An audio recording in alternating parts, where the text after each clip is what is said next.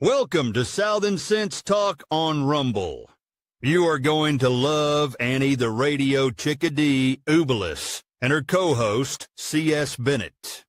You'll find them live here on Fridays from 2:30 p.m. to 4 p.m. Eastern Date Time.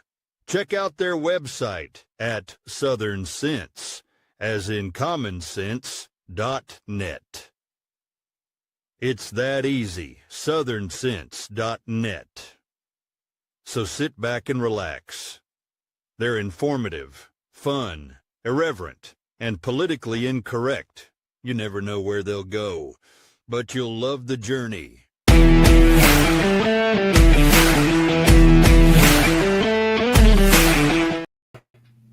Well, welcome to another adventure here. Oh, we got a little echo on your end, Hannah. Do we? Yeah. All right, we're going to just pause Hannah's mic for just a second. Welcome to another episode here on Southern Sense. I am your host, Annie Ubelis. And today we have a guest co-host, Hannah Davis from the Federation for American Immigration Reform, known as FairUS.org. Let's try to unmute you and see if we can get this correct. Oh, you got to unmute on your end. Okay. And we'll get this together, folks. This is live. Uh-oh. And last minute, okay. We good? Mark Tapscott just texted me just now. He was supposed to be with us for the first half of the show, and he is in a medical appointment that's taking longer than expected. So Mark will not be with us. So it's you and me, Hannah. And then there were two. Oh, man. We also have joining us, we were scheduled for former Congressman Ted Yoho, who has a new podcast out, but he had to drop out for a last-minute meeting last night. So we were scrambling. We do have our friend Josh Bernstein, and he has his own podcast. He was formerly with Breitbart Media, among others. I forget half the places. He's also spokesman for AMAC. He has a new book out called Preserving Liberty. So he'll be joining us in a little bit. So we have a lot to talk about, a lot to do. But Hannah, oh my goodness, the stuff that's hitting the news. And you and I were just talking just before coming on air that, you know, we have our borders, even though Trump has secured them, they're trying to find new and creative ways in which to cross. And just yesterday, they pulled this guy off of one of these surfboards, bungee boards, whatever you want to call them. And he had it strapped on the back of a big metal case that looked military in style to me. And guess what? He was a Chinese national off the coast of the Bahamas trying to make his way, paddle his way to the United States. I mean, yeah, the stuff just keeps on coming, coming. Border Patrol agents have said that people are trying to find these different ways to come in and smuggle themselves in. You know, now that catch and release is done, they know that if they're encountered, they're not just going to be let go. So they've got to come up with these new ways. And I bet they're going to get crazier as the days go by. Yeah. And, you know, the number one border where we're getting fentanyl and cocaine coming over is no longer the southern border. It's now the Canadian border. And, you know, Trump did the tariff war. He says, if you're not going to control the border, I'm going to impose a 25% tax. Well, the president of Mexico, I cannot pronounce her name. It doesn't even sound like she's Mexican. Schulman or something like that of Mexico. Within a matter of hours, she capitulated and said, oh, yeah, we're going to send 10,000 of our troops over to the Mexican border and we'll honor stay in Mexico. Yeah. Oh, my goodness. Amazing, amazing. Trump's been putting the hammer down on these, we call them recalcitrant countries, the countries that don't want to take their people back or the people who tend to aid and abet the migrants coming in through their countries. And I think it was Secretary of State, newly Secretary of State, Marco Rubio. Recently, he basically went back and forth with El Salvador and reinstated some third country agreements to where basically, you know, if you're going to be coming into the nation claiming asylum, you can do it in El Salvador, because why go through multiple countries to get to the U.S. to claim asylum if you're truly fleeing from something? So that's something we've seen. And then, the pressure on these countries. I think it was the Colombia the flights, they were like, no, we're not taking them. We're not taking them. And then Trump was like, fine, well, we won't let the U.S. Embassy in Colombia issue any visas. We'll make sure your Colombian president and all the cabinets, the higher officials, your visas will be paused. We'll put tariffs on you. And then they quickly changed their tune. So they received a bunch of their people. So yeah, there's a lot of things that we're doing, and tariffs is, I think that's the way. If you control the purse, we'll see some people starting to comply with what we want. Well, before we get too far into the weeds, our viewers know and listeners know that we do start off each and every show with a dedication to a fallen hero. And to also let you know that if you're watching, you can watch on our homepage, which is southernsense.net, but we're also live simulcasting up on Facebook, LinkedIn, 2 channels on YouTube, up on X. We're on Getter, and we are on Rumble. Blog Talk Radio has decided to discontinue their podcasting, so goodbye Blog Talk, and we're up on Buzzsprout. You can find this on Buzzsprout also. So today's dedication is going to go out to Border Patrol agent Border Patrol agent David Christopher Maland of the United States Department of Homeland Security, Customs and Border Protection. His end of watch was Monday, January 20th of 2025. And this is his dedication. Northern border federal authorities are investigating the murder of a Border Patrol agent in northern Vermont on Monday afternoon. And as reporter Kent Erdahl explains, we're also learning more about that agent who grew up right here in Minnesota. Rena, 44-year-old David Chris Maland spent his career serving our country in the Air Force and the Border Patrol. And before that, he spent his childhood in Minnesota, growing up in Blue Earth, graduating from Fairmont High School. Today, one of his cousins, who's also a Republican state legislator, paid tribute to him on the floor of the Minnesota House.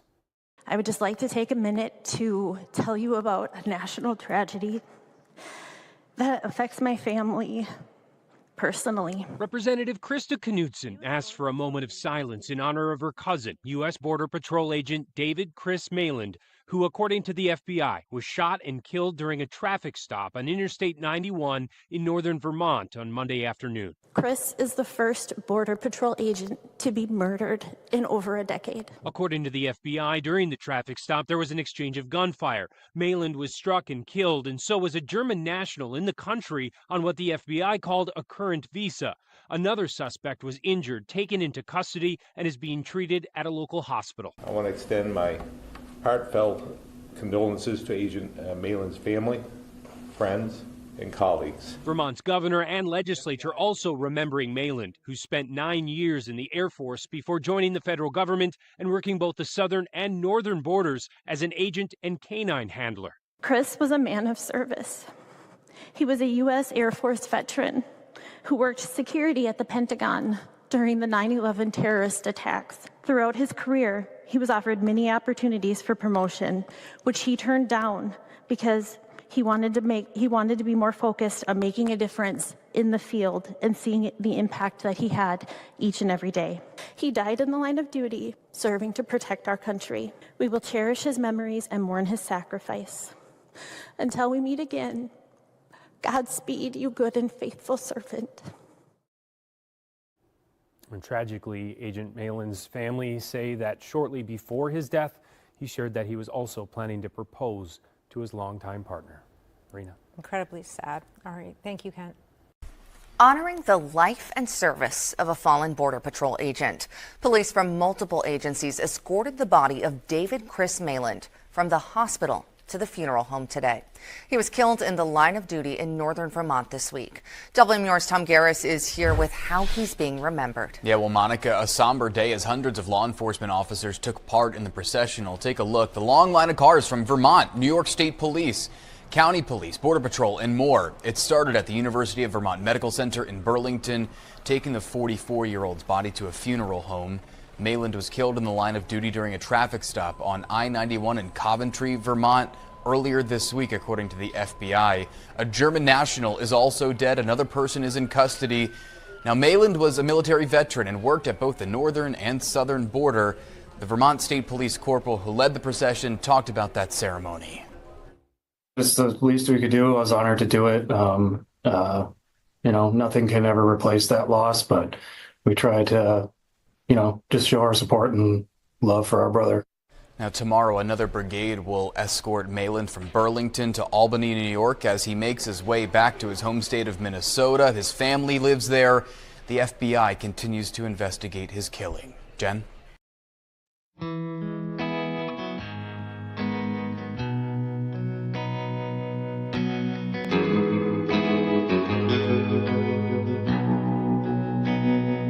Let it be said, when we finish this race, we kept them free, we led with grace. Let it be seen, from sea to shining sea, beautiful America, living our legacy. Oh,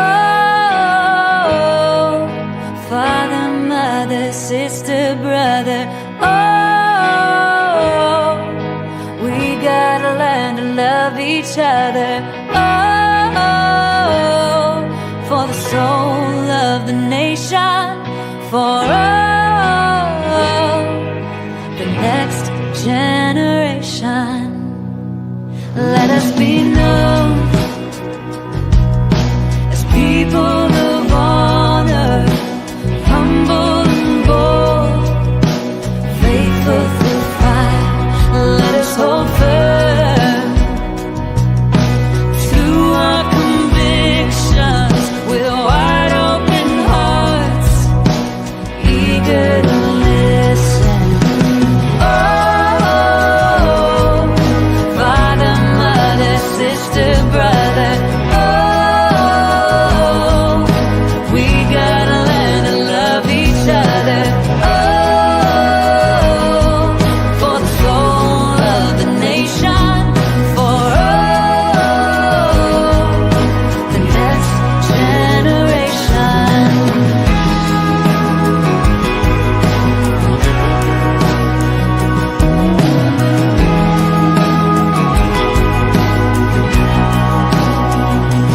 Let us make room. Let us reimagine, welcoming voices with true compassion. Let's craft a world with hopes and dreams, challenges known, those still unseen. Oh, father, mother, sister, brother, oh, we gotta learn to love each other. Oh, for the soul of the nation, for the next generation.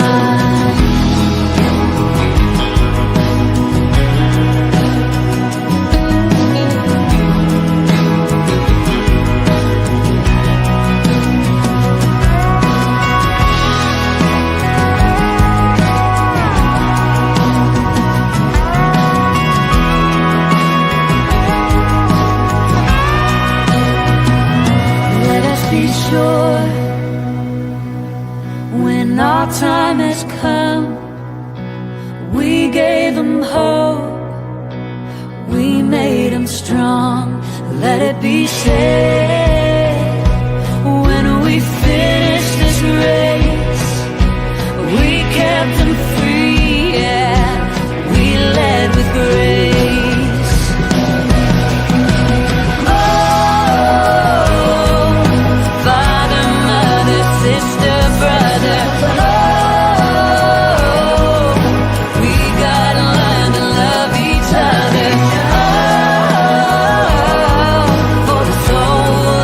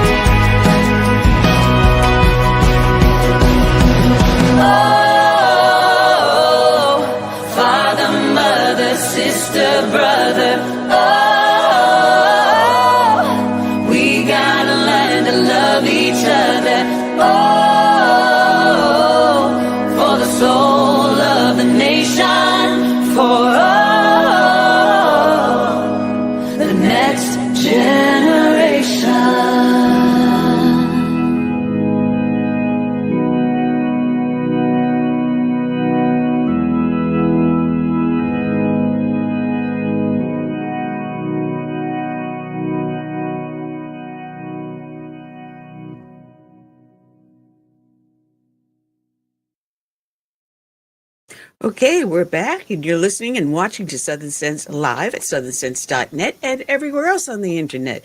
Our guest co-host today is the one, the only, the magnificent Anna Davis with the Federation for American Immigration Reform, which is fairus.org. Oh, man. Formerly of Heritage Foundation. Can't forget that, too. I mean, FAIR kidnapped you. They did. It's a good fit. It is. It's a great fit. Matter of fact, it was a couple of years ago that I was up in D.C. doing the lobbying for HR 2, which may have a second breath coming up, I see, coming up towards the end of this month.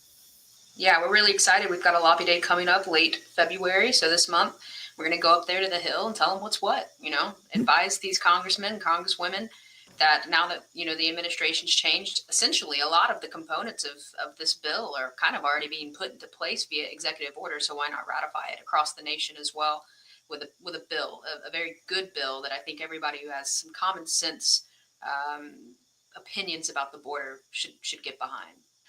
Absolutely. And we're going to probably do a whole big show just on that, the HR2 and some other project you've been working on for the last year. So we're definitely going to have you come back and be our exclusive guest for the show. You can tolerate us for an hour. I'd love to be on. Yeah, thank you. Well, one of the things I came across, and I'm constantly picking out articles and little things, is that Pam Bondi had did a halt to all funding for sanctuary cities, not just the distribution of the funds. I'm looking to see exactly how this is worded. It's also the sanctuary jurisdictions, so not just the cities, but any area that's saying that they're sanctuary, to pull the funding, to claw it back. They're also going to be doing auditing to see how much more of that money they can return back to the federal government, back to the taxpayer. Yeah. Pam's the heat. She went straight for the guttural right there. I mean, the juggler. Yeah, the juggler. Yeah, there you go. So there's other things other than cities and counties. There's tiny little municipalities you would never expect to be sanctuary jurisdictions, but they are. And she's come hard. She's come hard on Mayor Adams. She's come down hard on him when it comes to sanctuary city policies. And New York City, the migrant crisis there is a $1 billion industry. It's so expensive, and it comes out of the taxpayer's pocket, and then it also comes from federal funding. I think what the Trump administration is doing is what he did it. He tried to do it last time too when he was in office, and he caught some flack for it. He caught some heat, but I think if it's done in a calculated way, we can kind of hone in on these sanctuary cities and make sure that they're not doing what they're not supposed to be doing, which is basically, abating and allowing the migrant crisis to continue to flourish. Because even if we have a closed border, and even if border crossings drop significantly, which they have, according to the new chief of CBP, we're still going to have illegal immigration. And so the last thing we need is for, cities and countries and even small towns in our nation to be complicit in that. It only incentivizes more illegal immigration.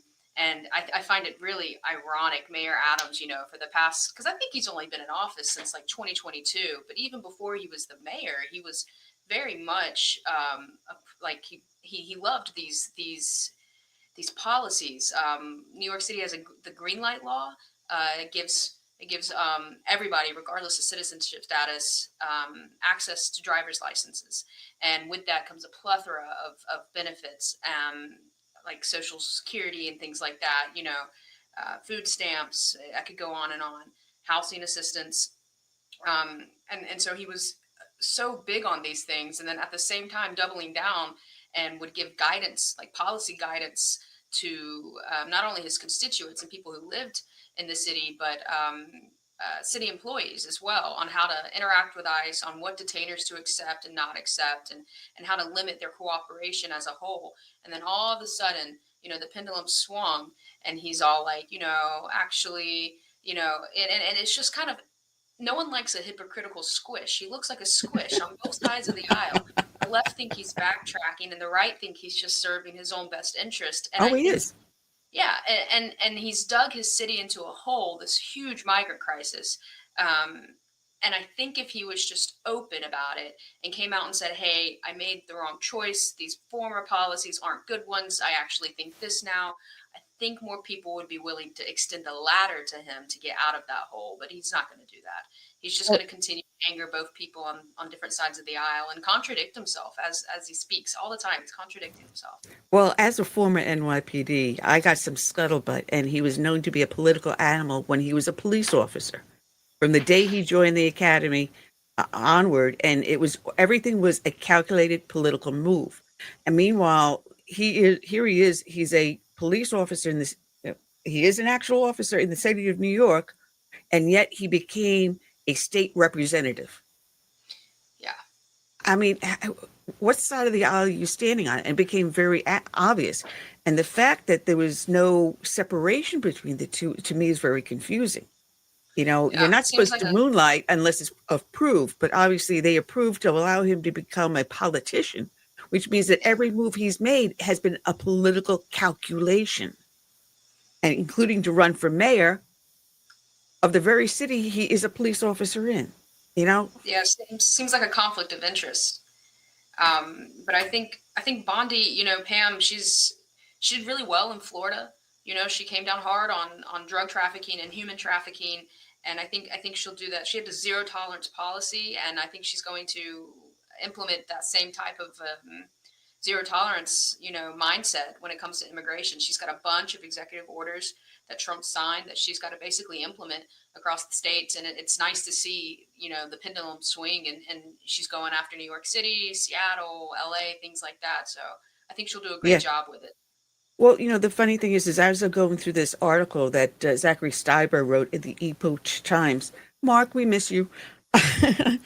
Under federal law, U.S. Code 1373, state and local government entities and officials may not prohibit or restrict agencies or officials from sending or receiving individual citizenship or immigration status.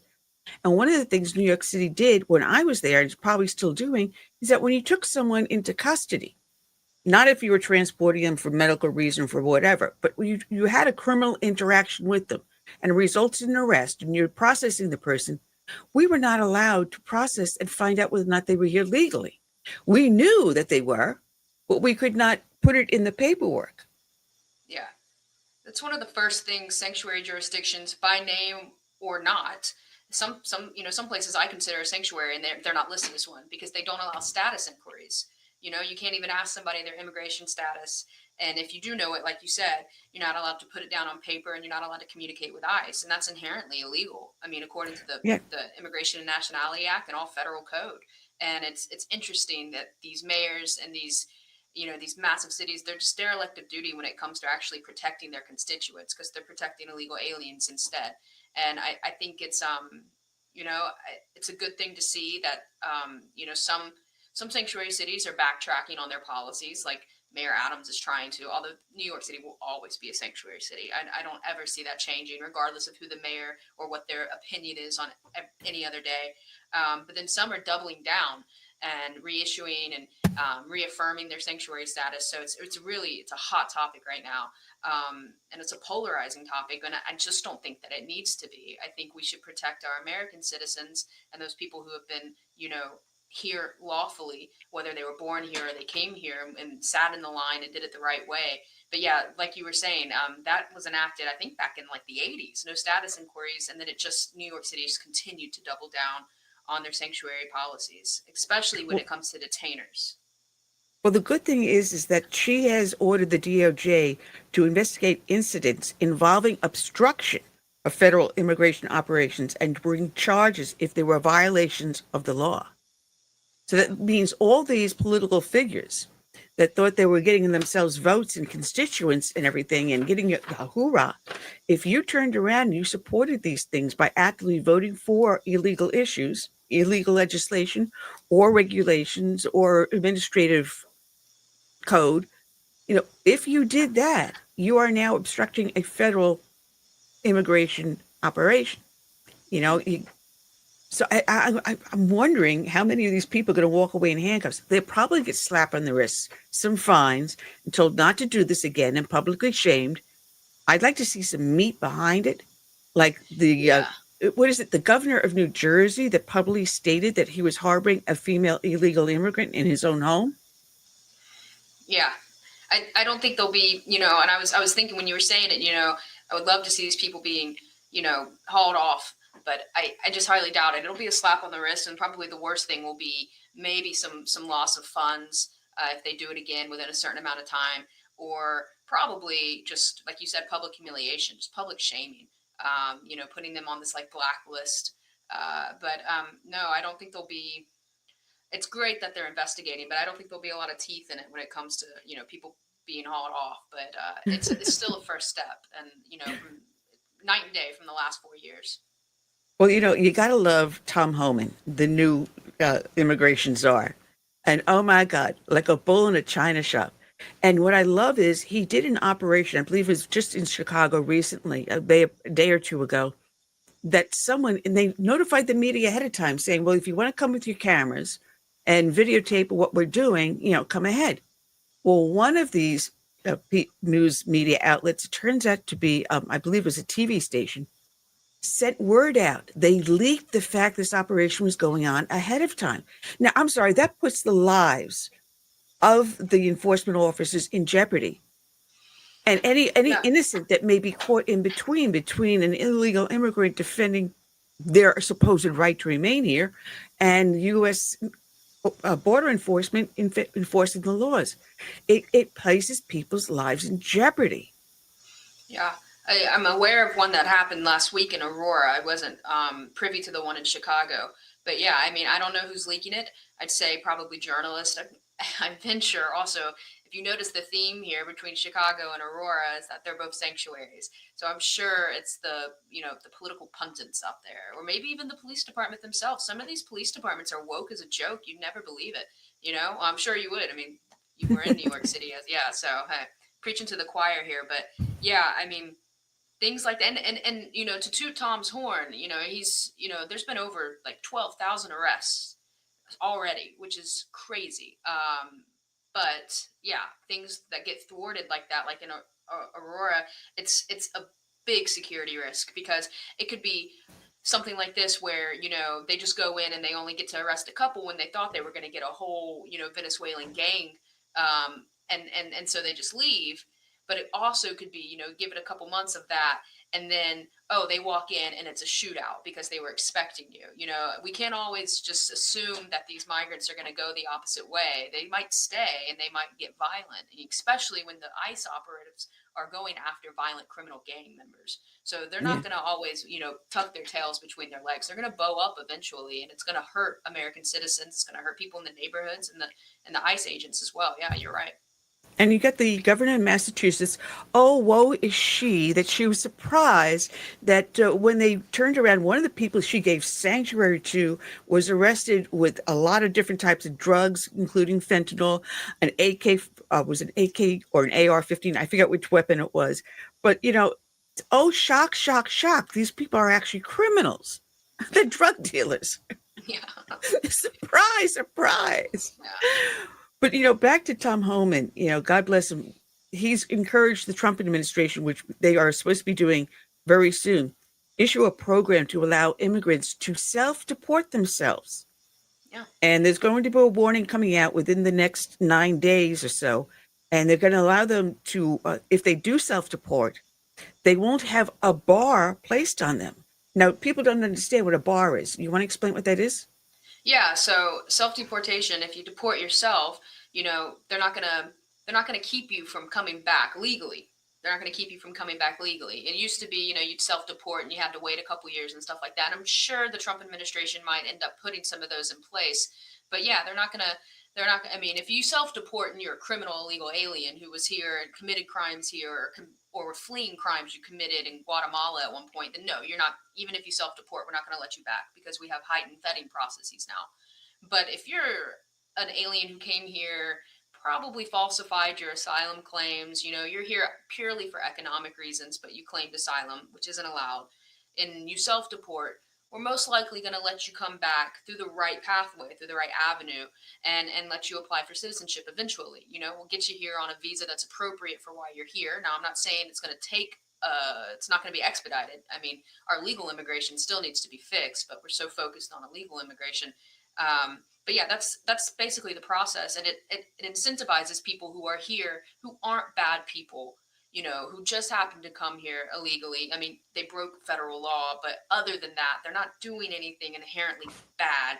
It gives those people a chance to kind of correct their wrong, and it also gives, you know, the government itself as an ICE and CBP time to focus on the criminal illegal aliens, because I mean, mass deportation is hard. It's a logistical nightmare. I mean, it's expensive. It requires a lot of manpower. So if we can, you know, knock down some of the weeds and get the people who aren't, you know, like I said, you know, criminal illegal aliens to just leave themselves and then give them a pathway in later on, it's going to be a lot quicker for everyone involved, you know, and especially, I mean, if we have to go and hunt you down basically and round you up in an ICE raid or an ICE sweep, I don't think that Trump would be very happy with that. Honestly, I don't think that ICE would. And if you're here and you're not a criminal illegal alien and we still have to hunt you down via an ICE raid, your chances of coming back in legally are going to dwindle. So it just makes the most sense. And the lines at the border going into Mexico have been very long because I think people are listening. Yeah, because the bar, if they deport you, instead of you just self-deporting, the bar will be placed on you anywhere from 5 to 20 years, depending upon your case.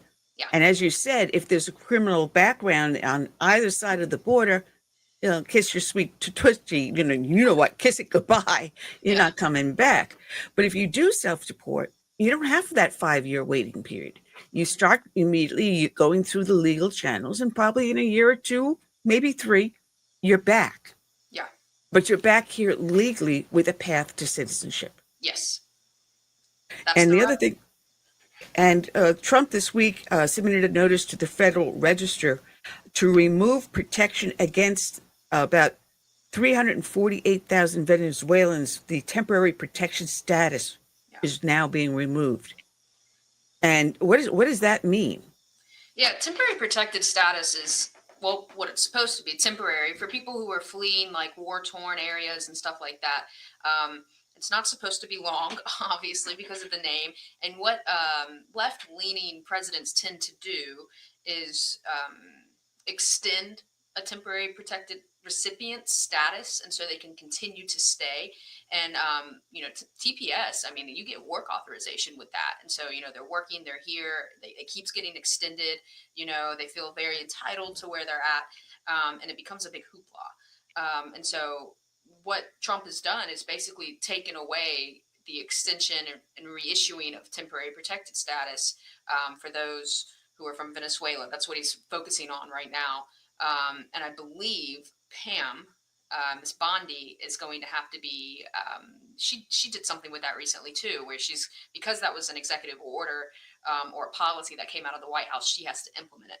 And so they're working hand in hand with that. But yeah, it's getting it back to the state that it's supposed to be in, where it's supposed to be temporary, short term, and then you go back to where you need to go. Typically in places where there's war. He did the same thing when it came to the mass abuse of parole, you know, humanitarian parole with the CHNV program, the Cuban, Haitian, Nicaraguan, and Venezuelan. So the Venezuelans are double dipping because they got TPS and they got the CHNV parole. So they can just come in so many ways that are under the Biden administration considered lawful, but they were inherently illegal because when he implemented them, he circumnavigated Congress. But that's another story for another day. But I can go on and on about that. But so not getting rid of TPS, but putting TPS back where it was supposed to be, coupled with him, you know, ending humanitarian parole, because the INA says parole is supposed to be on a case-by-case basis. And what Biden did was basically just give sweeping parole to these 4 nationalities. And so now those people are all kind of in legal limbo. I mean, you know, like we have like almost 500,000 of them here. And I can't imagine, had Trump not stopped those 2 policies, the abuse of those 2 policies, where we'd be. I mean, we can only take in so many people. And so, yeah, that's what he was doing with TPS and parole. So he hit the ground running for sure. Well, you know, one of the times we had you on, the Biden administration had implemented this CBP One app. Yeah. And I remember when it was first issued, and we were going berserk. Yeah. I mean, here people can just go onto their phone, onto this app, make an appointment, cross the border, say, I have an appointment, and still cross illegally. And yet the Biden administration made it look legally, but it has gone dark. And not only that, all of the appointments that were made have been canceled. But how do we track the people who have the appointments canceled? Yeah. I thought about that too when I saw the press release. I was like, where are they at? You know, because they can't check in anymore. But, you know, when these people were checking in, we probably, you know, they might not even been the people they claimed they were. We never saw them face to face. You know, there was no proper vetting. So yeah, but the CBP One app is basically defunct now. I have heard rumor that it might be used for something else, something for people who are already applied and are here, like they're not here illegally. They weren't part of catch and release or anything like that, and they've already been vetted face to face. Had it's called a CFI, a credible fear interview.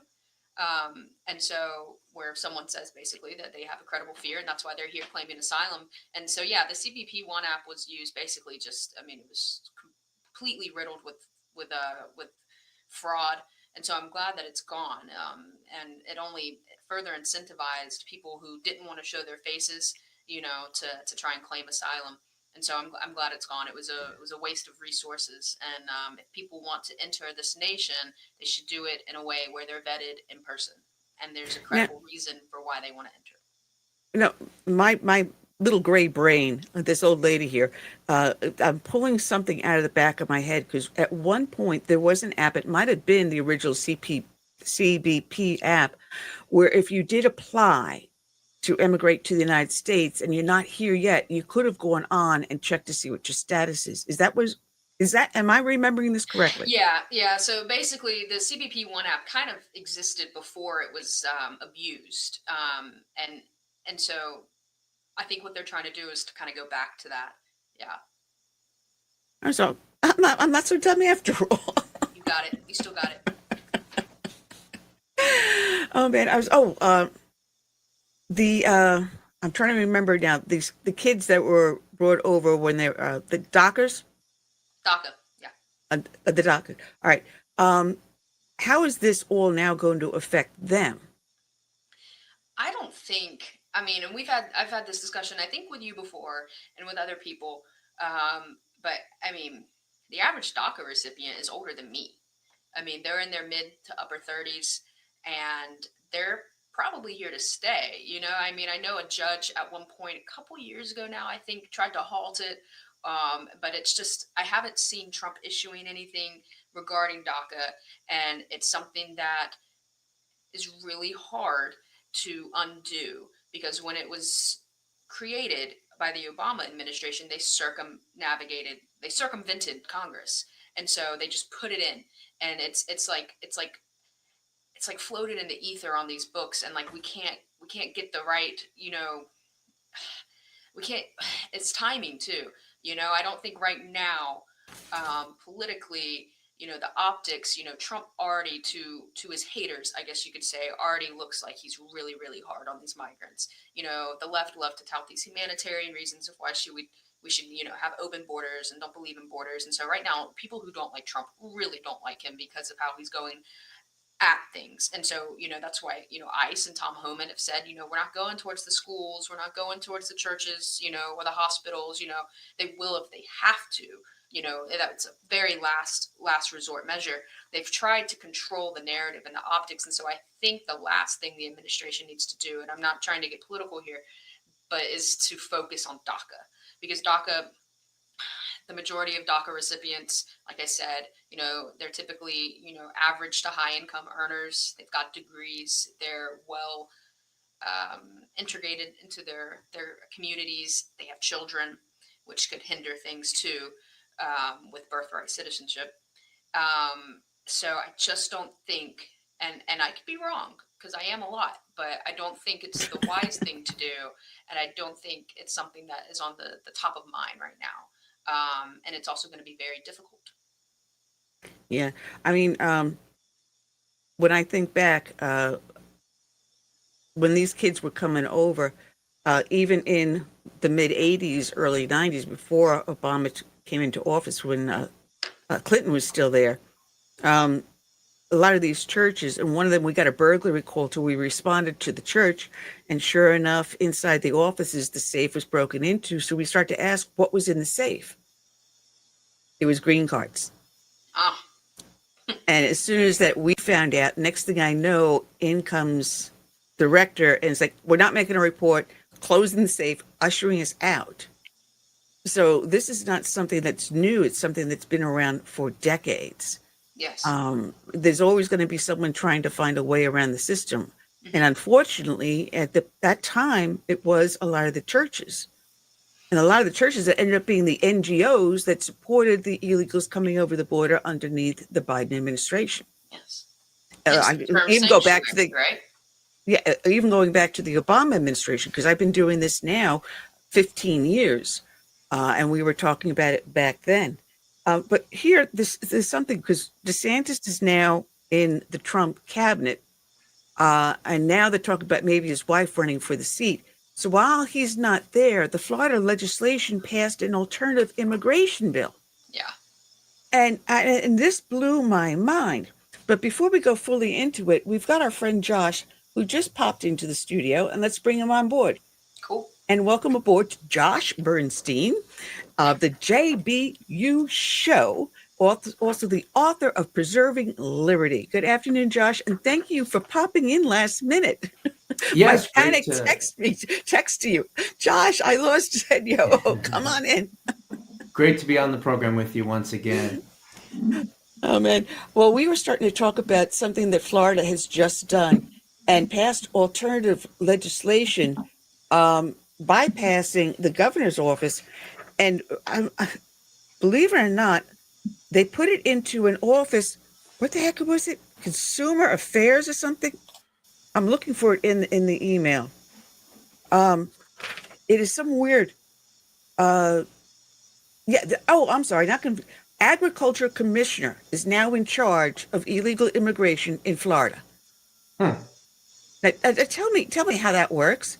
I don't exactly know. I mean, obviously, agriculture is farming, right? It's food. It's lots of that stuff, dairy, things like that. Perhaps maybe even FDA. I don't know.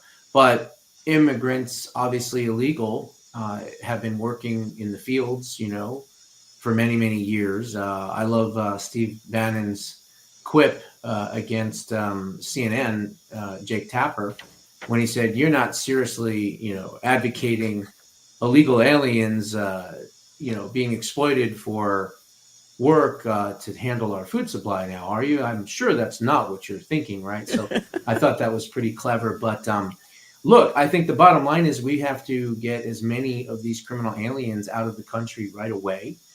It is absolutely detestable and sickening to know that people are basically letting terrorists, right, Tren de Agua, letting them know beforehand that ICE is coming to get you.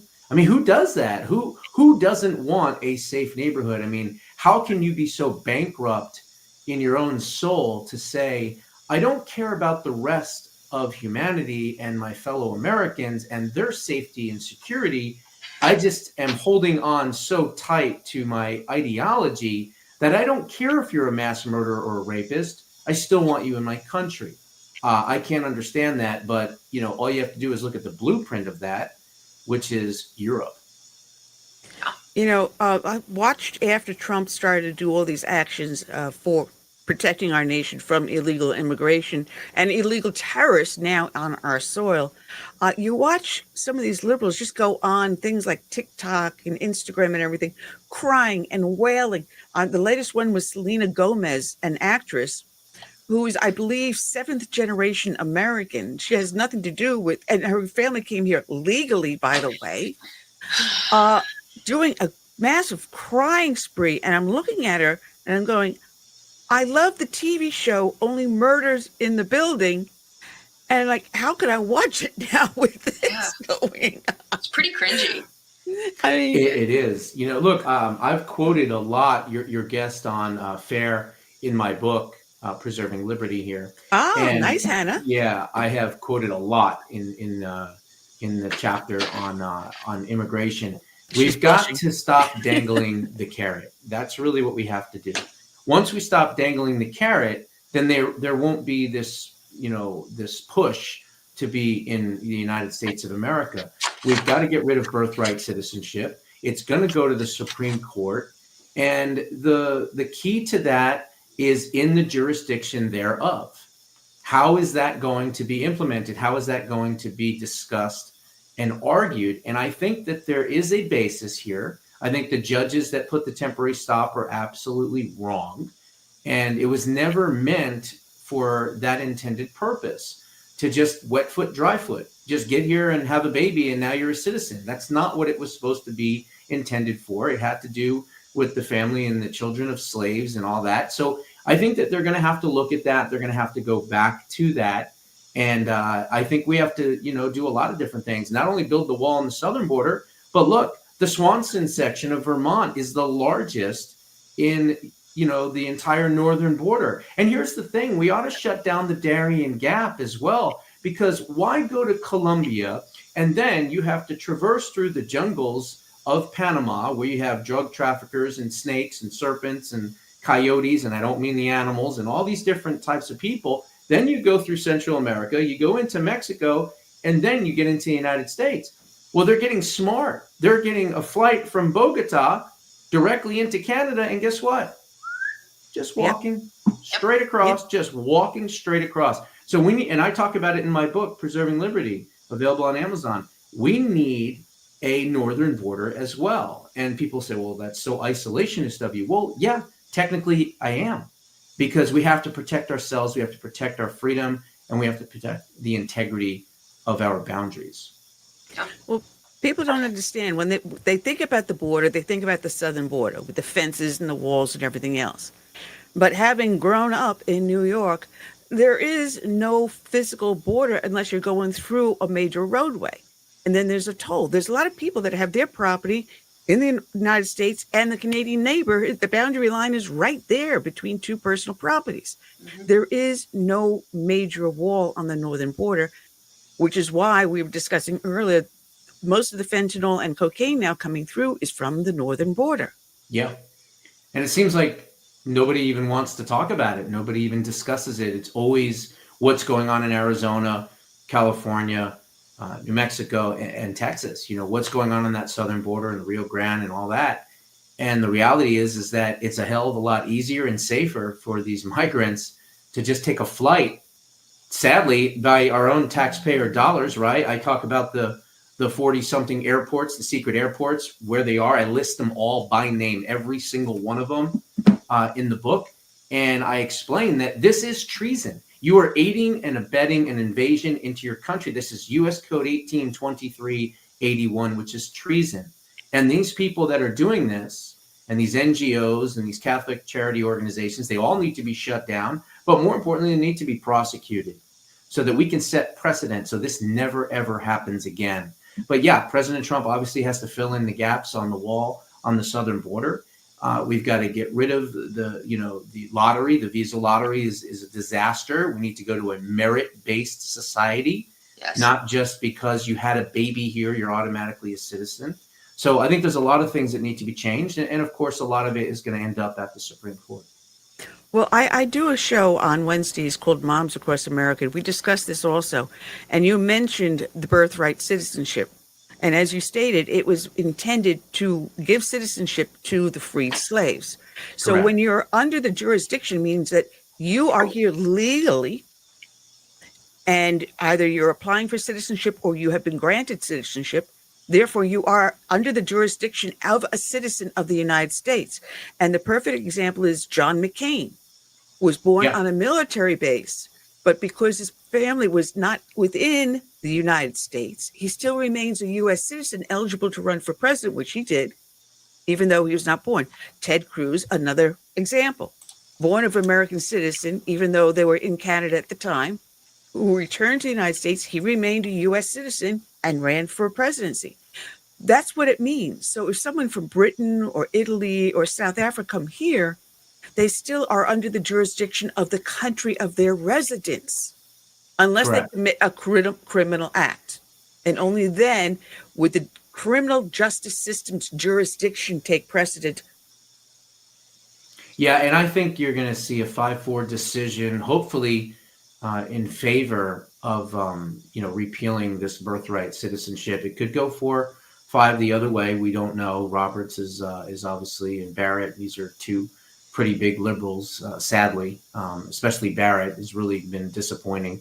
Roberts, we've kind of already known about him, but I guess we could go back to Barack Obama and the fact that he basically told him, look, if you don't pass Obamacare, this documentation is going to come out about your illegally adopted children from Ireland, which I covered way back when. But I digress. So I think that you're going to see a 5-4 decision either way. Hopefully it'll be in our favor, but I don't think it's going to be a 6-3 or a blowout in any direction. Oh, Hannah, you jump in, Hannah. You don't have to be so quiet. Yeah, you're the immigration person. So. No, but you got the nail. You nailed it on the head. I think anything to stop, we call them anchor babies, keeps people who are here illegally when they have these babies. It shields them from deportation. So yeah, I think it'll end up going to the Supreme Court. It has to, and I don't know when or how quickly, but I don't suspect it to be a blowout either. I think it'll take a long time. I think they'll be deliberating for a while actually, and it'll be close for sure. Well, Tom Homan has been doing such a great job along with Kristi Noem. And Kristi Noem put out some figures just, I think, a day or two ago that over the last 2 weeks alone, illegal crossings have dropped 93%. Yeah, look, Tom Homan's going to put out a memo in about the next 10 to 12 days. And he's basically going to let people know, like, look, if you're here illegally, we'll give you an opportunity to self-deport. If you don't, well, then you are banned from being here, even applying for, citizenship for at least 15 to 20 years. It's your choice. And I think the mass exodus will continue. It's already continued. There's been over 1 million people that have already left on their own recognizance already. And I think that number is going to continually increase. Well, one of the things I started to ask you, Hannah, and it just went out the brain. No one's talking about the children that have disappeared. Over 320, 340, 350. We don't even know how many thousands have disappeared. But I was talking to my state attorney general just last week, and it seems that they are recovering these children. And somewhere I heard, I think he said 200,000 have been recovered. Is this true? I'm not sure about the number, but I know some have been recovered, and it's going to fall under the preview of Pam Bondi. So she's got a bunch of executive orders to implement, some of which we talked about earlier. She's got Homeland Security Task Force for each state to go about. Sanctuary money we spoke about. She's got the Health and Human Services trafficking. Yeah, that's a big one. Where are these kids? What are they doing? We already know, they've been sold into sex slavery or labor trafficking, things like that. And so they've got to go and hunt them down, for lack of a better term. I think we found some up north a while back now, working at some meat processing plant. I'm sure that's where a lot of the boys are. And I hate to think about where the little girls are. And so it's just something it's going to take time. But no, I wasn't aware of those numbers at all. So that's something I'm going to have to look into. Yeah, I'll admit that I didn't know. It's really heartbreaking, because what do you do with these children now? You can't send them home, honestly, because they may not even have a home anymore. Yeah, a lot of them, and that's, and Biden got rid of the DNA testing. We used to DNA test family units at the border, and that was something Trump was very, very into. It's something I hope that he reinstates, and I think there's talks to do that if he hasn't already done it. But these kids, a lot of them came across alone. With coyotes, the smugglers and stuff like that. They just have a little slip of paper in their pocket that said their name and where they came from. And then some of these kids came in these family units, and we'll never know. We'll never know if that was actually their uncle they were with or something like that. And so I think the best thing for them is either, deporting these children. If we can figure out, if there was a slight chance we can actually know for sure that that's her aunt back in Bogota, we can send her there. You know what I mean? But if we can't figure that out, they're probably going to have to go to the foster care system, which is already over swamped. And so, and then there's going to be a debate. Do we send them to a foster care system in America? Do we send them back to the country they're from, a foster care system there? So it's disgusting that it's gotten this far. It's horrible that it even happened. You know, the previous administration, every single one of them is derelict of duty. And so it's, as we find these kids, we're going to have to, there's going to be some talks about where to put them, what to do with them. And it's a shame that it even got this far. For me personally, in my heart, I can't victimize them a second or third time. Right. Because first they were abandoned to be sent across the border alone. And then secondly, they've ended up wherever they have, whether it's the sex trade or slavery in factories. They would have to come into some sort of a system that would help them to recover and readjust. And I can't see being so cruel as to send them unless there is a family member that wants them, honestly, to return. Yeah.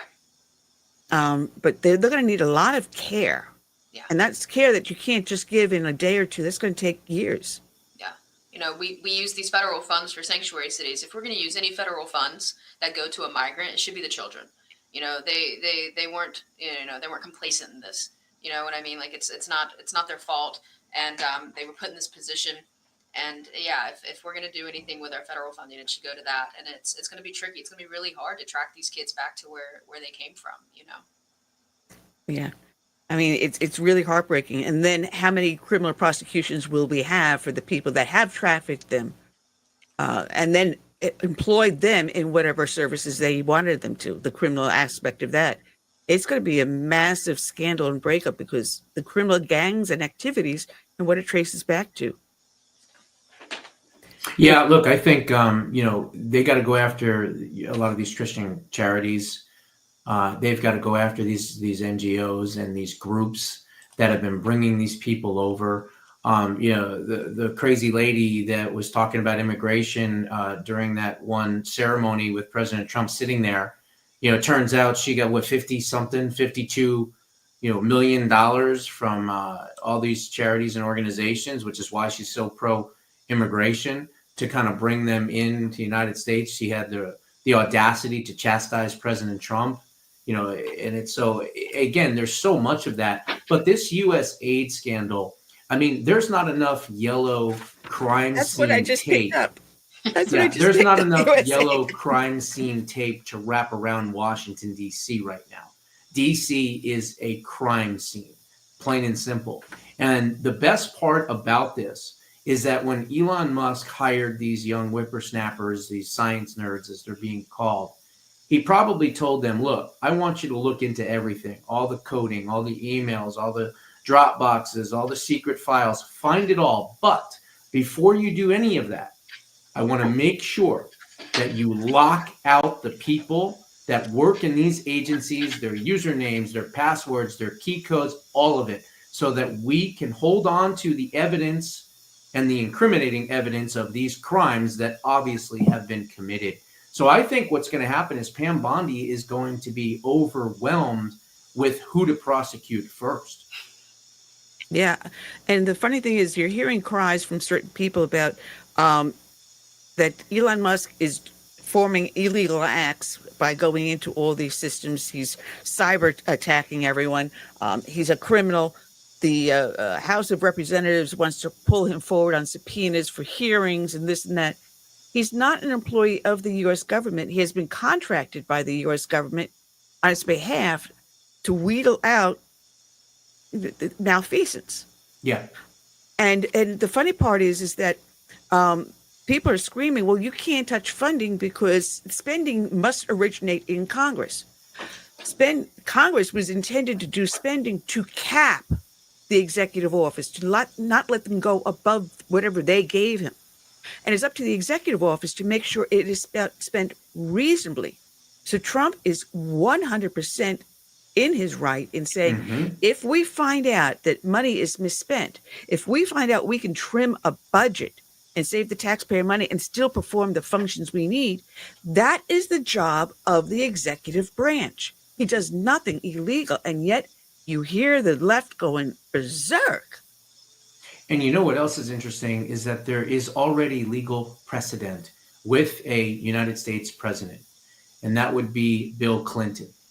Bill Clinton cut 102,000 plus from the federal bureaucracy. Well, he gets credit for it. Let's face it, it was Newt Gingrich in the 1994 Republican Revolution and the contract with America. And I think Newt Gingrich had a conversation with Slick Willie and said, look, you have a choice. You can fight us and be a terrible president, or you can sign on to welfare reform, cutting taxes, cutting spending, cutting the federal bureaucracy. You can do all that stuff. We'll give you credit for it. And guess what? You can run around saying that you balanced the budget years from now. That's exactly what happened. And so also the bailouts, we were up to 60,000, right? It was 20,000, then it doubled the next day to 40,000, then another 20,000. So it tripled to 60,000. Bill Clinton did 70,000 in 1995.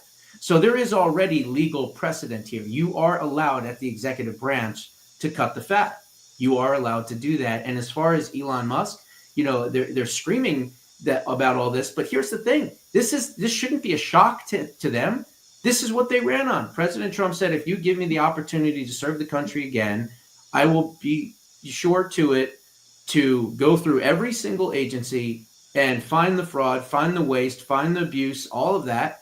And I'll appoint Elon to do it. And Elon was jumping up and down saying, I can't wait to get my hands on the government. So where is the shock coming from? You know where the shock is coming from? A, there's crimes that have been committed that now they have evidence of. And B, they never thought that he would actually do it. Yeah. That's why they're upset. It's like a rules for me, but not for thee attitude. I think they're also upset that they're cutting the fat when it comes to DEI. DEI is dying and they're cutting it down. And I think they're upset about that too. All these woke agendas that they have throughout the government and the left are screaming. They're screaming over it. Yeah. Well, when I was doing my research and I pulled this up, and this guy was from Laird Miner's Post, and he was talking about Congress, the liberals in Congress, screaming that what Trump is doing is not legal. And they're basing it upon the Impoundment Act of 1974. And I don't know, Josh, if you would go as far back as I do, but back then Nixon was cutting the budget. And they got so upset with him because he was cutting so much back. They passed this Impoundment Act to prevent the executive branch from doing its constitutional power. So they're trying to invoke that. So this is going to end up going into a fight and probably going up to the Supreme Court, which then will overturn the legality of the Impoundment Act. Yeah, I would say so. And here's the other thing, these judges that are trying to stop this, look, Joe Biden ignored so many judges on mandates. He ignored judges that told him not to do these bailouts for student loans. He ignored them on, vaccines and all these other different things. He did it anyway. So here's what I would suggest. President Trump ought to just ignore this judge and say, you know what? Let's just deal with this from the outside. Okay, let's get rid of these people. Let's get them out. And if they want to fight for their jobs, they're going to do it from outside of Washington, D.C. They're not going to do it inside of Washington, D.C. Now, that is a more provocative, more controversial approach. But then again, that's why I'm one of the most censored people in this country. Well, I don't know. I may have you beat in a couple places.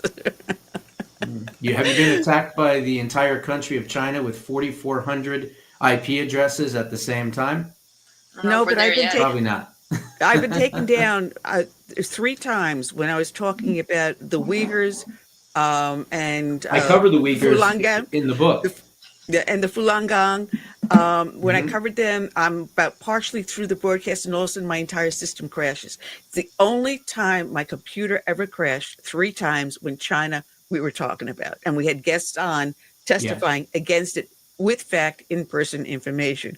So, yeah. I go after Temu hardcore in the book. And I explain that, you can buy something on Temu for 75 to 80% less than you can get it anywhere else. Why? Because they're not paying any labor costs. It's all slave labor from the Northwest Zhejiang province. And that's where they are forcing these people to do all kinds of crazy things. Temu parent company was a company called Pinduoduo Holdings. And Pinduoduo Holdings has been held by our government for counterfeit operations as far as masks and medical supplies and clothing and purses and jewelry. I mean, you name it. I mean, they're on our list, our government list. And so a lot of those people also went to TikTok, and we know about TikTok and ByteDance and all that. And that's why I won't go on TikTok. A lot of people have said, you know, TikTok is great for conservatives and you could build a bigger audience. Okay, fine. But I'm not going to talk about preserving liberty in the United States of America and be on a Chinese spyware program. So I got to stick to my guns on that. But hopefully TikTok will eventually have American control, or at least partial American control. And if they can do that, then I would consider going on it. Well, the question would be, even though it's partial American control, whether or not China will still have a backdoor access. Yeah, and that's well, what I that's fear. another problem too. So that's why I don't think I would ever go onto TikTok. I mean, I'm even careful on what I put onto Instagram. And I've been censored on Facebook. I had to go through my email list to figure out which one I could still use to sign into Facebook. Yeah. Well, I'm still censored from Discus. You know what that is, right? That's that commenting service. I can't even use that. I can't comment on articles or anything.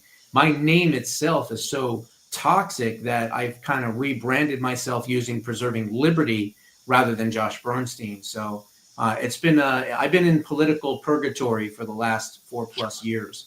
So let's see if I can get out of it.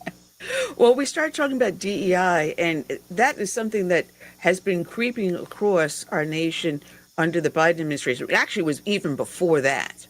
Because I remember in the 1980s when I worked for American Express, they had this little things like, well, if you want to take a portion of your check and make a donation to these different organizations and charities, we'll help you do that, and we'll do it for you through your payroll. And they gave us a list of who they recommended. And out of a list of about 25, there were only 2 I would recognize as either Republican or conservative, or even conservative Christian in which to donate to. Yeah. And so I saw the corporate world already going that way in the 80s. And what it has done today is absolutely mind-boggling. But now Trump is in, DEI is dying, and you got places like Meta, Facebook, they're all abandoning it. And lo and behold, in the end zone of NFL, it's going to say, what is it, love something? Love each other or something like that. They took it. See, they both sound kind of woke, but they took one thing away that sounded woker and replaced it with something that wasn't as woke, is what I'm trying. I read it as, and so I guess it's like the lesser of 2 evils or something. And there's no kneeling for the national anthem. Better not be. Yeah, exactly. And have you seen the new Bud Light commercials? Well, I think Bud Light is permanently damaged. They're not going to come. They're not going to come back, excuse me, from what they did. You know, they could bring out Travis Kelce. They can bring out all these other people. They can try to put pretty women up there and things like that. But I think the damage has been done, you know, from, what was her name? Dylan Mulvaney, I think her name was. Mulvaney. So, you know, these companies need to learn their market, you know, and then for everybody who's, you know, there's some companies that are doubling down on their DEI policies. I think like Apple and Costco, you know, Chase. Yeah, well, look, we saw it in Lahaina 2.0, right, in California. DEI means death, extermination, and incineration, actually. And we saw it on full display in California. But, you know, there's something about the California thing that people are not also looking at. And that is the fact that where did the water go? And where the water went was to Stuart and Linda Resnick. This is the Resnick multi-billionaires that own a company called The Wonderful Company. You may have heard of them. Wonderful Pistachios, Halos, Cuties, Fiji Water, Wonderful Pomegranate. In about 1994, they paid off with a lot of this, the Kern Water Authority, and they rerouted water to their organic farm for their business, which uses 150 billion gallons of water a year. That is triple what Los Angeles County uses. They own 57% of the entire state of California's water supply from their Kern Water Authority. So we ought to do an investigation, a special counsel investigation into California, because it's not just Bass and it's not just the DEI and it's not just gruesome Newsom. It's also this family. And I think that a full investigation is warranted. Well, I think also if we can get something like Doge into all the states. Yeah. And that way. Let them go into the voter rolls. There you go. Put these kids in the voter rolls, drop an executive order creating the Department of Election Integrity, fill it with these young kids, these whippersnappers, these coders, these forensic experts and specialists. Let them go through all of them. And I would start with the 5 House races that were stolen in this election. I'd flip those. Then I would go to the 4 Senate races. We should be at 57 seats right now. We should not be happy at 53 seats. We should be at the 57 because they stole Kerry Lakes, they stole Sam Browns, they stole Mike Rogers, and they stole Eric Hove in Wisconsin. So we need to get to the bottom of those. And then once we get to the bottom of those, then we go to 2022's midterms and we figure that out. And eventually we go to 2020 and perhaps nullify everything that's been done for the last 4 years. That would be good. Yeah, Wow. States should be cleaning their voter rolls every 3 to 5 years at a minimum. I mean, I have a list of things I've compiled that states could be doing to, get rid of mass illegal immigration, at least, migrating in their states. And that's one of them, just clean your voter rolls, and if it's not a migrant you're going to find, if it's not someone illegal, it's someone dead, just clean your voter rolls. We can wipe out 30 to 35% of our election integrity issues with 2 things. Number 1, mandate every single state has voter ID, right? Yeah. The Harris victories, if you want to call them that, were every single state that did not have voter ID with one exception, New Hampshire. Every state that had voter ID, President Trump won and won it handedly, right? So that would be number 1. The second thing is banning non-citizens from voting 100% in any level, state, local, or federal in our elections. If we do those 2 things alone, that's 30 to 35% of the problem. And no motor voter. These states that do motor voter, most of the time they give driver's license to illegal aliens, and then they're signing up to vote at the same time they're getting issued their driver's license. So, yeah. Yep. Well, here in South Carolina, we did turn around and mandate voter ID. Yes. Which, that really cleaned up. We also changed the machines and how they're handled. And we also audit all the machines. And what I love is that what I love, people want paper ballots, but for us, you go to the screen, you touch it, you turn around, you decide who it is. It gives you a paper ballot with the printout, which then gets scanned. What gets married is they physically pull the paper ballot out. They're not looking at the barcode. They're not scanning the barcode on the bottom. They're looking at what the paper ballot print is saying and what the machine is printing out. And if they don't match, then we have a problem. And here in South Carolina, I think there were only 2 machines with problems in the entire state. So if we can get people to get machines such as that or go to paper ballots, we can enclose it. But the other thing is, in states that have open primaries like mine, we need to close the primaries. What is the purpose of having a party primary if you're allowing people that are not members of that party to vote into it? Yeah, I agree 100% on that. Look, I talk about in my book, Preserving Liberty, one of the things that I talk about in it, particularly when it comes to elections, is that tyranny is sold as convenience. Oh, just touch this machine and just hit your thing and your vote will be counted, no problem. What? No, of course they're not plugged into the internet. How could you even think that is the possibility? And so tyranny is sold as convenience. We got to get rid of these machines. Just because we have the technology doesn't mean we have to use it.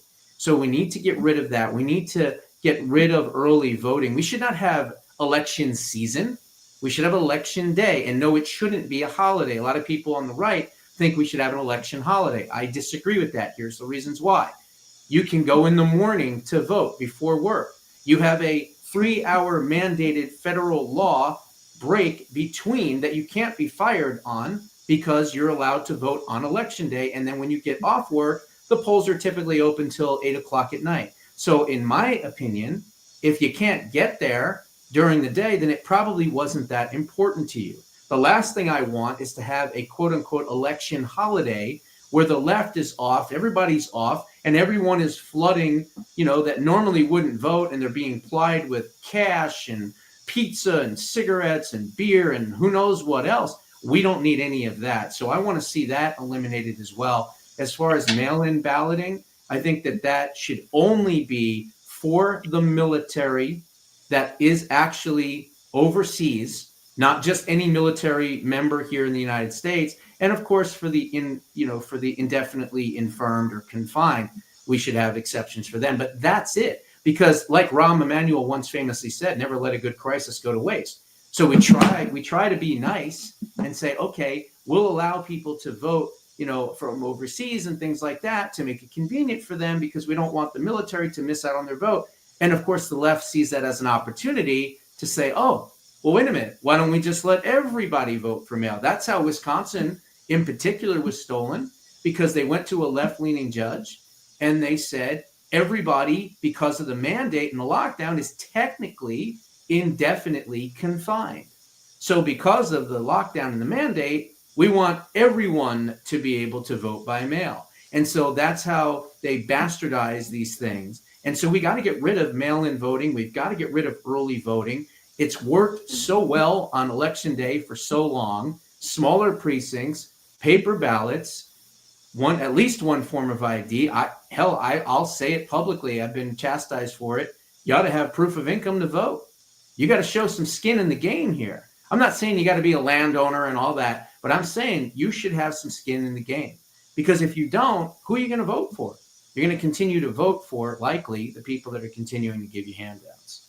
I think Washington State is always been, for the longest time, mail-in ballots, right? What's that? Washington State's just mail-in ballots, right? Yeah.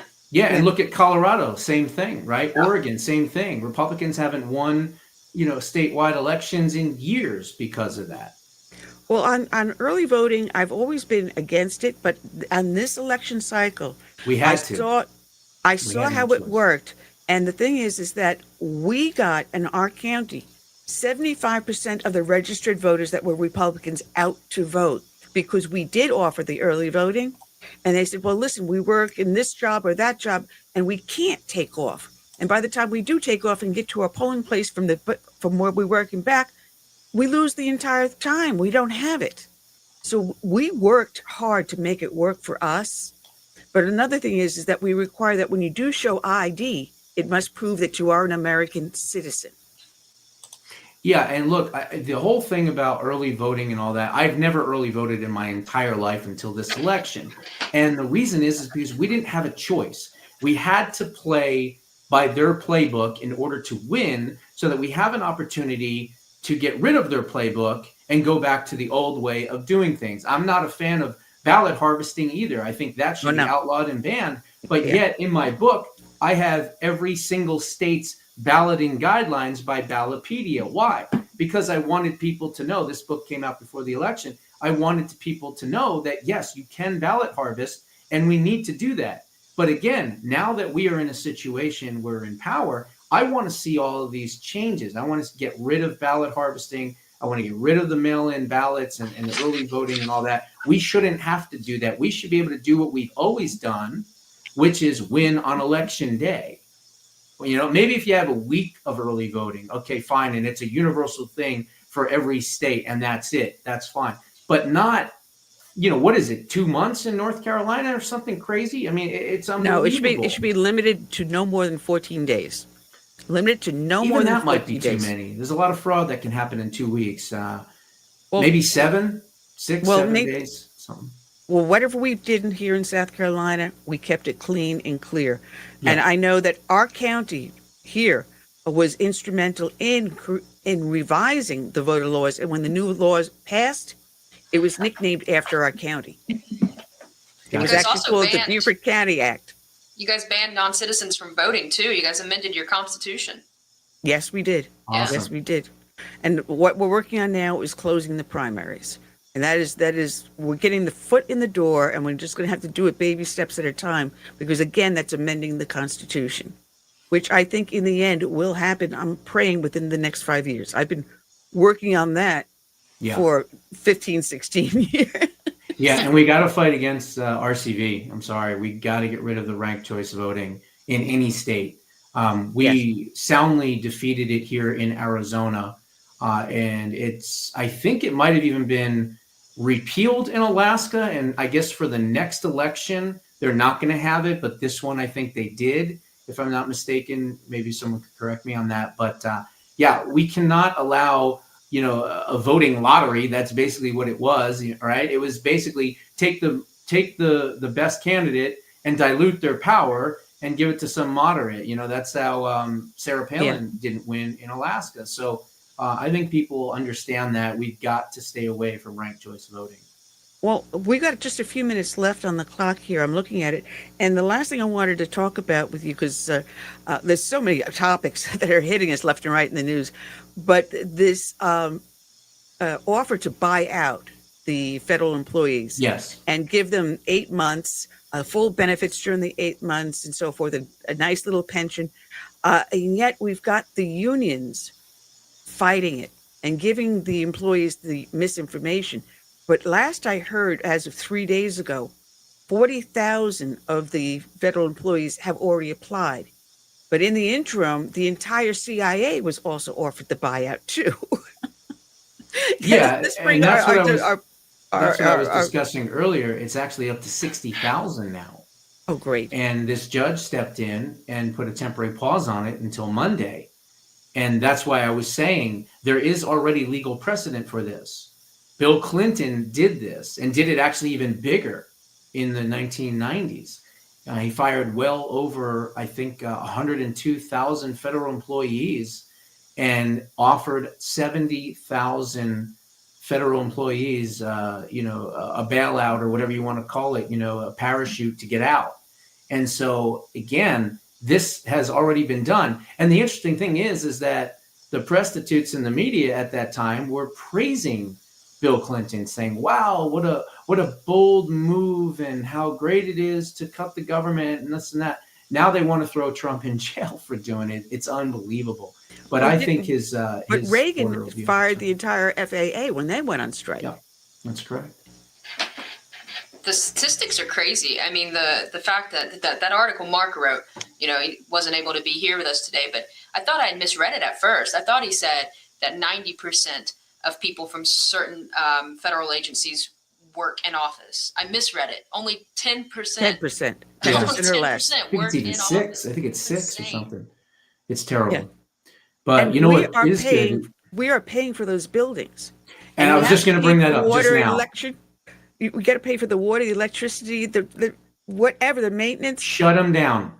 There's 70% of buildings in Washington, D.C. that are empty or uninhabited at this time. President Trump has noticed it, and he's a real estate developer, and he's talked about selling off those buildings to private owners, which I think is wonderful because not only are you draining the swamp, but now that you've drained the swamp, you got nowhere to fill it back up, right? So it's wonderful. And he's talking about selling those buildings for pennies on the dollar just to get rid of them.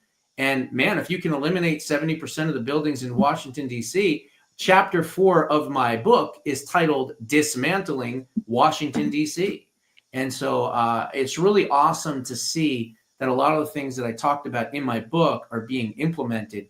But the one thing that I want to kind of stress is that if any other situation other than President Trump, any other president came in and issued, 400 executive orders in 2 weeks, I would be pulling out, what hair I don't have on my head. Okay, because, we don't want to be run by executive fiat. But many years ago, due to gridlock and whatnot in Washington, the legislative branch just punted that responsibility to the executive branch, and the executive branch bastardized the executive orders, which were only used for, naming a post office box in Montana or a federal building in Washington or whatever. They were never supposed to be used in the purpose that they were. So I'm glad that he did it. I understand why he's done it, to undo the damage.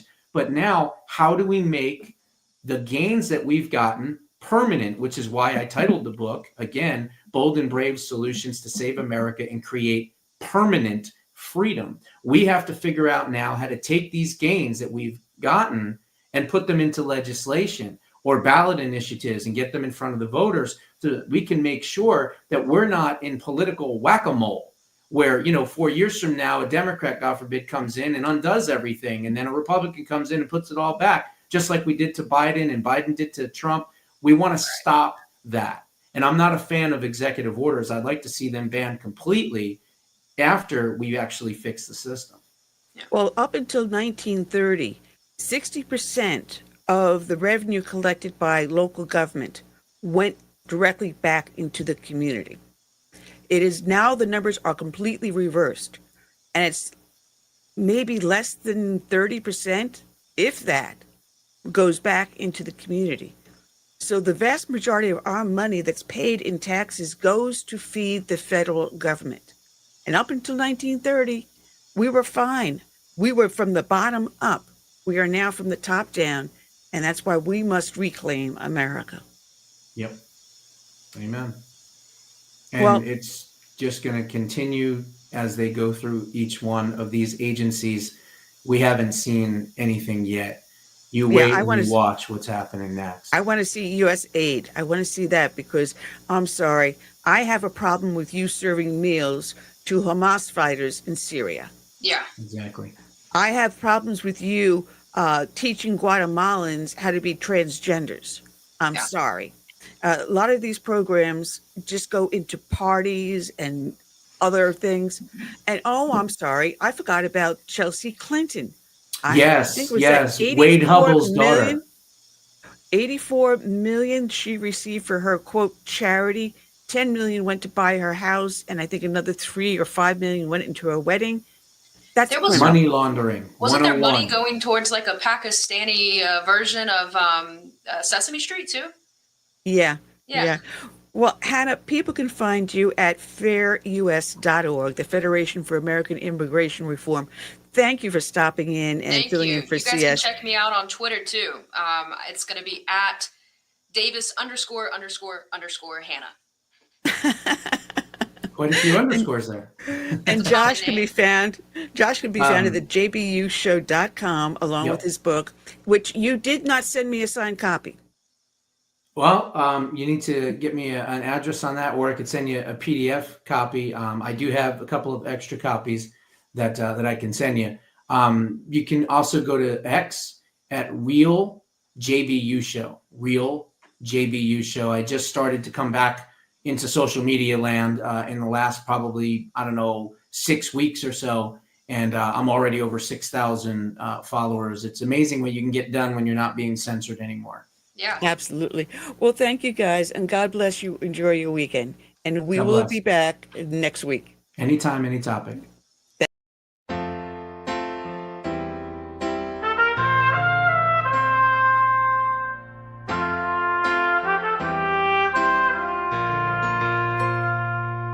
I'm praying for this land I love, America, America, the home of the free.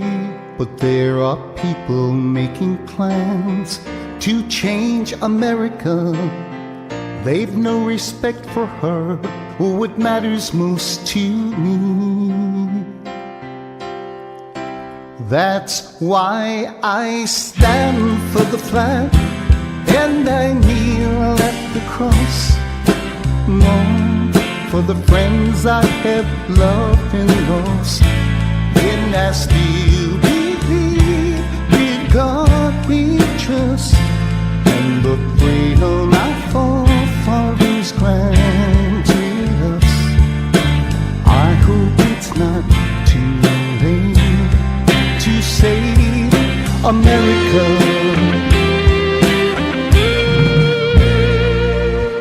Do you hear our battle cry across America? We've got to rescue her. You know it's up to me and you to see the truth behind their eyes. Don't change America. God bless America and the red, white, and blue. That's why I stand for the flag and I kneel at the cross. Long for the the friends I have loved and lost, and I still believe in God we trust, and the freedom our forefathers granted us. I hope it's not too late to save America.